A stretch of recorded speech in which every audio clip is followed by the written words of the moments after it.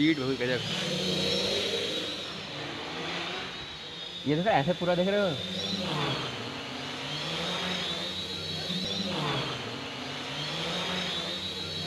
Hey hello friends, welcome to M S experiment YouTube channel. तो guys, आज की जो वीडियो होने वाली है वो ड्रोन के प्रोग्रामिंग और बेसिक रिमोट कैलिब्रेशन के ऊपर है।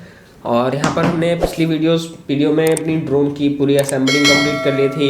ESCs को कैलिब्रेट करना सीखा था कि हम ESCs को कैसे कैलिब्रेट करें। इतनी चीज़ें हो गई थी। अब बात आती है अपने इस डिज़ाइन नाजा को उसके ऑफिशियल सॉफ्टवेयर से कैसे प्रोग्राम हम करेंगे।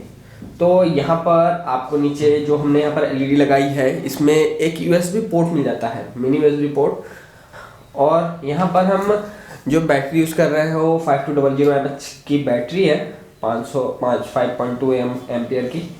तो इस बैटरी को हम यहाँ बीच में लगा देते हैं। तो गाइस, सबसे पहले पावर ऑन करते हैं अपने ड्रोन को। तो यहाँ पर ये रहा हमारा कनेक्टर, तो इसे हमने यहाँ कनेक्ट किया। तो गाइस, आप कनेक्ट कर लेते हैं अपने USB केबल को अपने कंप्यूटर से और लैपटॉप से। तो यहाँ पर पहले मैंने कनेक्ट किया अपना USB कनेक्टर और पावर ऑन कर दिया अपना लैपटॉप। अब कनेक्ट करते हैं दूसरे साइड के कनेक्टर को अपने इस LED से। तो अभी जैसे ही मैं इसे कनेक्ट करूँगा इसका कलर चेंज हो जाएगा। तो इसके लिए मैं इसे पहले उल्टा कर देता हूँ ताकि आपको कलर पता चले। अभी ये ऑरेंज कलर का ब्लिंक हो रहा है। तो जैसे ही मैं इसे कनेक्ट करता हूँ आप देखेंगे कि ये ग्रीन कलर का जलने लगा।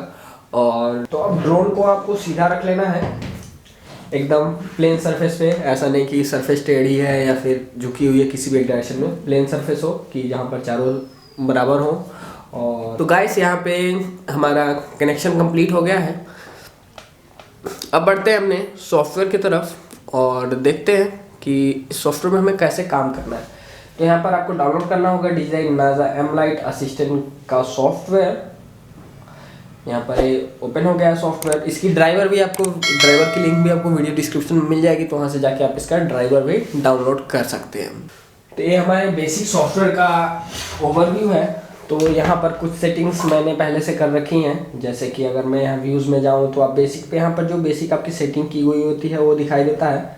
उसके बाद से बेसिक्स पे जाना है हमें। बेसिक में आपको एयरक्राफ्ट अपना सेलेक्ट करना है कि आपका ड्रोन किस टाइप का होने वाला है, क्वाडकॉप्टर, हेक्साकॉप्टर, ट्राइकॉप्टर। कैमरा मैंने रेड वाले को फ्रंट माना है और मोटर की डायरेक्शन घूमने वाली वही रखी है, जैसा कि मैंने पिछले वीडियो में बताया था। ये हमारी वीडियो काउंटर क्लॉकवाइज घूम रही है, एक क्लॉकवाइज, फिर एक काउंटर, फिर एक क्लॉक। उसी तरह से मैंने इसे रखा है। यहाँ पर आप देख सकते हैं सिंबल दिखाई दे रहा है आपको। उसके बाद से आते हैं माउंटिंग पे। तो माउंटिंग में आपको GPS की पोजीशन अपने सेट करनी है। तो यहाँ पर GPS अगर आपने स्टिक पे लगाया हुआ है तो उसकी आप हाइट को इंचेस में, सेंटीमीटर में कैलकुलेट करके यहाँ पर डाल सकते हैं। तो जो हमारी X है वो हमारा सेंटर से GPS कितना आगे लगा है ये बताता है। जो हमारा Y है वो सेंटर से कितना साइड में लगा हुआ है। और जो हमारा Z है वो हाइट बताता है, ऊंचाई कितनी है GPS की, मतलब बेस जो नीचे वाली हमारी प्लेट है इससे उसकी हाइट कितनी है। तो अगर आप इसे नॉर्मल, आप यहाँ पर देख सकते हैं सॉफ्टवेयर में भी, यहाँ पर XY जो रेड कलर में लिखा हुआ है, रेड साइड में अगर आप इस बॉक्स में लगाते हैं तो ये पॉजिटिव है, और ग्रीन साइड में लगाते हैं तो निगेटिव में आता है। जनरल सा मैथ का सिंपल सा फॉर्मूला इसमें भी लगता है। मैथ में जैसे आपने पढ़ा होगा अब तक, X और Y एक्सिस, सेम फंक्शन इसमें भी है। उसके बाद से आते हैं हम RC पे। तो RC में तो ये हमारा रिमोट जो है इसे हम कैलिब्रेट करते हैं इससे। तो अगर आपका जनरल FSI 6 टाइप का कोई रिमोट है तो इसे आप ट्रेडिशनल यहाँ सेलेक्ट करते हैं। और उसके बाद से यहाँ पर हम कैलिब्रेट करने के लिए स्टार्ट बटन पे क्लिक करते हैं। यहाँ पर हमने किया, पहले हम क्या करते हैं, अपना रिमोट ऑन करते हैं। यहाँ पर हमने किया रिमोट ऑन करते हैं। यहाँ पर आप देख सकते हैं फंक्शंस मूव हो गए इधर उधर, और सब बीच में कुछ फंक्शंस जो कुछ A, E और R बीच में आ चुके हैं, और थ्रोटल आपका सबसे साइड में है। तो यहाँ स्टार्ट पे जैसे हम क्लिक करते हैं सारे जीरो हो जाते हैं। और उसके बाद से आपको इन दोनों थ्रोटल्स को इंड टू इंड मूव करना होता है, मतलब मैक्सिमम इनकी पोजीशन तक आपको इसे मूव करना होता है। ऐसे किसी भी डायरेक्शन में आप इसे ऐसे मूव करते हैं, मैक्सिमम पोजीशन तक इन्हें ले जाना होता है। यह काम आपको अप्रॉक्स 30 सेकेंड तक करना है, 30 सेकेंड तक, या फिर आप उससे ज़्यादा कर सकते हैं। इतना करने के बाद से आप यहाँ पर फिनिश पे क्लिक करेंगे और फिर यहाँ ओके।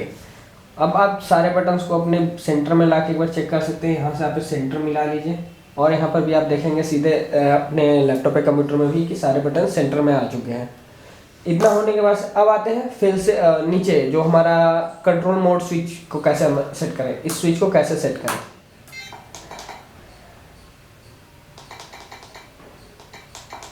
ऑक्स चैनल पे और यहाँ पर SWC को पे हम चैनल 5 यहाँ पर सेलेक्ट करेंगे। चैनल सेलेक्ट करने के लिए यहाँ पर चैनल 5 पे आ जाएंगे। SWC देखिए यहाँ पर ऊपर नीचे करने पे यहाँ पर सोर्स बदल रहा है, तो SWC हमने यहाँ सेलेक्ट किया और यह कैंसिल बटन प्रेस करके रखा है, ये हमारा सेव हो गया।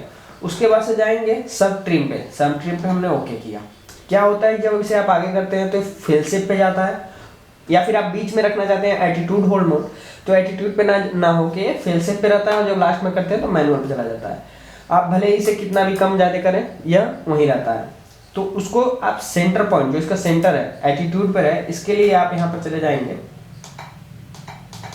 चैनल 5 पे और यहाँ से इसे कम ज़्यादा कर सकते हैं। अगर मैं इसे यहाँ से बढ़ाता हूँ तो आप देखेंगे कि वहाँ पर हमारे लैपटॉप में मूवमेंट हो रही है। तो अभी हमारा एटीट्यूड होल्ड पे था, अभी आ गया है फेल सेव पे। तो जब भी हम ट्रिगर करेंगे GPS फेल सेव और फिर से फेल सेव, तो हमें बीच में क्या करना है, एटीट्यूड रखना है। तो इसे हम क्या करते हैं, कम करते हैं और उसी टाइम पे सेम टाइम पे आपका लैपटॉप या कंप्यूटर में भी वो वैल्यू कम हो रही होगी। तो यहाँ पर देखिए कि एटीट्यूड पे हमारा आ गया यहाँ पे। अब फिर इसे सेव कर लेते हैं कैंसिल बटन प्रेस करके। फिर जाते हैं हम इंड पॉइंट पे। इंड पॉइंट में आपको चैनल 5 का इंड पॉइंट सेट करना है। तो यहाँ पर देखिए कि इसे मैं आगे करता हूँ तो ये आगे वाला पॉइंट है, मतलब फेल सेव पे जो भी सिलेक्शन है। अगर मैं इसे घटाता बढ़ाता हूँ तो अब देखेंगे कि मेन मूवमेंट उसमें मूवमेंट हो रहा है। अगर मैं चाहता हूँ फेल सेव पे ना हो के मैनुअल मोड पे हो, मतलब जब मैं आगे करूँ तो मैनुअल पे रहे, तो यहाँ पर मैं इसे बढ़ाता जाऊँगा परसेंटेज इसकी, और यहाँ पर आप देख सकते हैं कि मैनुअल पे चला गया। 68% पे जाते ही वहाँ पर वो मैनुअल पे हो गया। तो मुझे मैनुअल पे नहीं रखना, आप अपने अकॉर्डिंग रख सकते हैं। तो यहाँ सबकी इसकी इंड पॉइंट चेंज करके आप इसे कर सकते हैं। तो इसे मैं कर देता हूँ फेल सेव पे और फिर इसको जैसे ही मैं सबसे लास्ट में करता हूँ ऊपर, तो यहाँ पर देखेंगे एरो यहाँ से यहाँ शिफ्ट हो गई है, मतलब एरो का पोजीशन चेंज हो गया है। जब मैं इधर आगे करता हूँ तो एरो इधर रहती है और इधर करता हूँ तो एरो इधर आ जाती है। तो अब इस पे हम मैंने 70% रखा हुआ है। 70% पे GPS मेरा सेलेक्ट है। अगर मैं चाहूँ तो इसे घटा के फेल सेव पे कर सकता हूँ और बढ़ा के GPS पे। तो यहाँ पर देख सकते हैं, जैसे मैं बता देता हूँ थ्रोटल होल्ड जो ए वाला बटन होता है, इससे हम थ्रोटल को होल्ड करते हैं। जैसे आपका ड्रोन उड़ रहा है तो ड्रोन में आप चाहें तो उतने पे ही स्टेबल रहे, ना ऊपर जाए ना नीचे जाए। तो जैसे ही हम इसे ऑन करते हैं 50%, मतलब जो इस थ्रोटल की जो वैल्यू होती है वो 50% पे से इसको फिक्स, मतलब जो आपका थ्रोटल की वैल्यू होती है वो 50% पे चली जाती है। तो अप डाउन इसका काम नहीं करता है, लेफ्ट राइट और बाकी चीज़ें सब काम करेंगी। मतलब आपकी पोजीशन, मतलब हाइट आपकी होल्ड हो जाती है। यह इसके लिए आप यहाँ से जाके इसकी वैल्यू चेंज भी कर सकते हैं। यहाँ से मैं चाहूँ तो इसे 50%, 55% या फिर उससे ज़्यादा कर सकता हूँ। जनरली 50% सही होता है। इसे कैंसिल बटन दबा के सेव कर लेते हैं।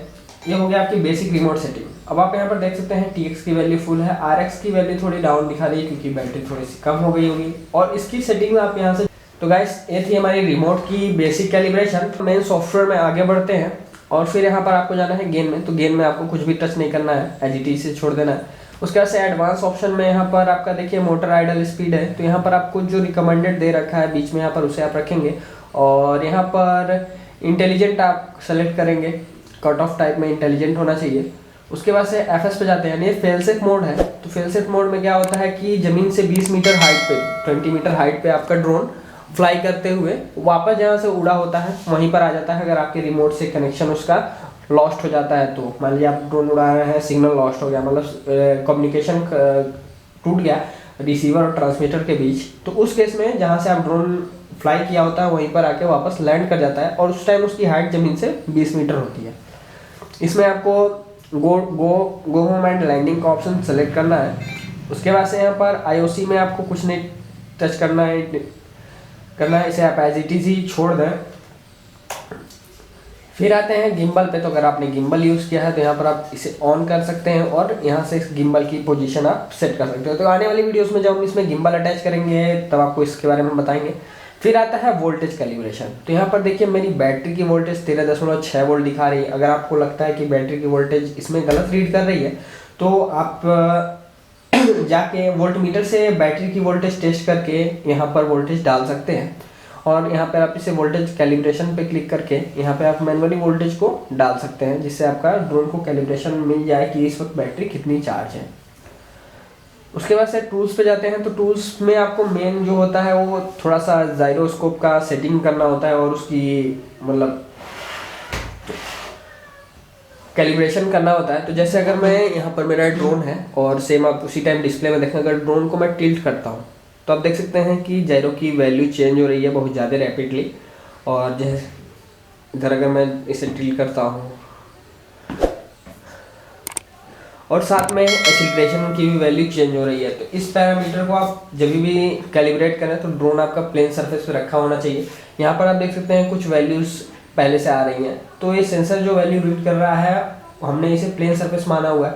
तो जैसे ही हम इसे कैलिब्रेट करेंगे और तो ये ऑटोमेटिकली इसी पे सेटिंग ले लेगा और जब भी आप ड्रोन को फ्लाई करेंगे तो उसे प्लेन सरफेस ही लगेगी। जब भी ये वैल्यू रीड करेगा तो उसके लिए वो प्लेन सरफेस होगी। तो यहाँ पर आपको सिंपली जाना है, यहाँ पर आप जाके चेक IMU स्टेटस चेक कर सकते हैं। यहाँ पर आपको ये बोल रहा है कि आप इसे स्किप कर सकते हैं, बट यहाँ पर आप एक बार बेसिक कैलिब्रेशन पे क्लिक करके एक बार इसे कैलिब्रेट जरूर करना है, इससे आपको और अच्छी स्टेबिलिटी मिलेगी। उसके बाद से आपको कुछ नहीं करना है, दैट्स ऑल। सॉफ्टवेयर में बस आपके इतना ही था। अगर आपका ड्रोन डायरेक्ट लैपटॉप से कनेक्ट नहीं हो रहा, लैपटॉप से कनेक्ट होने का मतलब यहाँ पर आपको एक ग्रीन बल्ब और यहाँ पर एक ब्लू बल्ब मिल जाएगा। एग्जाम्पल के लिए मैं दिखा देता हूँ, अगर मैं इसे डिस्कनेक्ट करूँ तो यहाँ पर आप देख सकते हैं कि रेड हो गई LED और यहाँ पर ग्रीन, मतलब यहाँ पर अब कुछ भी नहीं है, आपका कनेक्शन नहीं हुआ है। जैसे ही आप कनेक्ट करते हैं अपने ड्रोन को लैपटॉप से, यहाँ पर LED ग्रीन हो जाती है और ब्लू वाली LED ब्लिंक करने लगती है। तो ये चीज़ आपको ध्यान देनी हो। अगर आपका कनेक्शन नहीं हो रहा है तो आप पहले ड्राइवर इंस्टॉल कीजिए। अगर ड्राइवर इंस्टॉल करने पर भी नहीं हो रहा है तो फिर ये ऑपरेटिंग सिस्टम के आपका इश्यू है, तो आप अपना ऑपरेटिंग सिस्टम चेंज करिए। जनरली ये विंडो 8 में प्रॉब्लम आती है कि आपका कनेक्शन नहीं हो रहा है, आपका USB सपोर्ट नहीं कर रहा है, या फिर इसमें आपका ड्रोन डायरेक्टली कनेक्ट नहीं हो रहा है। तो विंडो 8.1 में इशू बहुत ज़्यादा आता है। तो अगर आप विंडो 8 यूज़ कर रहे हैं तो उसे चेंज कीजिए, विंडो 7 पे आप ट्राई कीजिए, विंडो 10 पे ट्राई कीजिए। तो विंडो 10 पे और विंडो 7 पे चीज़ें अच्छे से काम करती हैं। तो गाइस ये थी बेसिक कैलिब्रेशन हमारे ड्रोन की। तो अब सारे प्रोपेलर्स को हम लगा लेते हैं और टेस्ट करते हैं अपना ड्रोन। तो गाइस ये हमारा जो क्वाडकॉप्टर है वो कंप्लीट हो चुका है। अब टाइम है इसको उड़ाने का। तो चलिए देखते हैं, इसका टेस्टिंग करते हैं कि स्टेबिलिटी इसकी कैसी है, रिमोट का कंट्रोलिंग सिस्टम कैसा है।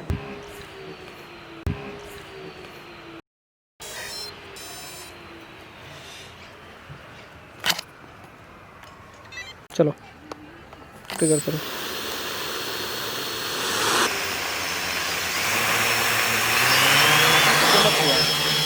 इसे सुबह मत करो।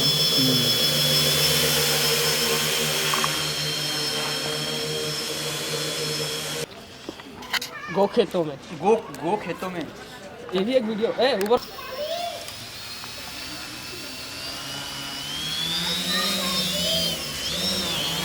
अब ज़्यादा इतना भी तेज मत कर दिया इसका कि फिर से गिर जाए।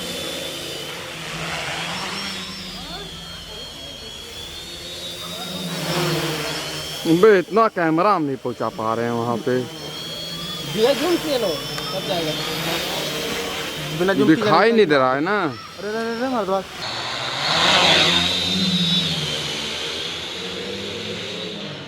अरे इतना तेज जा रहा है कि कर भी नहीं पा रहा है।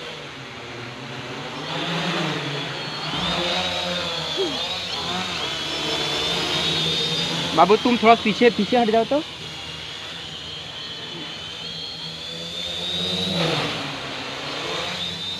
स्पीड बहुत गजब।